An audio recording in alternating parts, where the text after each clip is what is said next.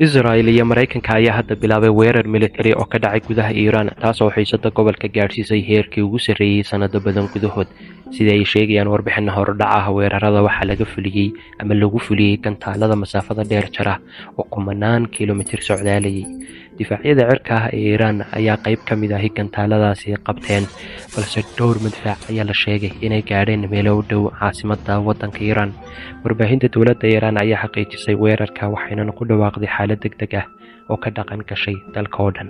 Dhanka kale, Israel ayaa ku tilmaantay howlgalka mid ka hortag ah, waxaana sidoo kale ciidamada difaaca Israel ay dalka geliyeen heegan sare, iyagoo uga digay shacabka inay isu diyaariyaan suurtagalnimada argoosi ka yimaada Iiraan. Weerarkan ayaa imaanaya kadib toddobaadyo cadaadis soo tarayay oo kaga imaanayay Mareykanka iyo Iiraan waxay ku jireen wadahadallo la xidhiidha barnaamijka nukliyeerka Iiraan, balse wax horumar ah lagama gaadhin. Weerarkan waxa uu sii qiiqi karaa dadaalada diblomaasiyadeed ee socday.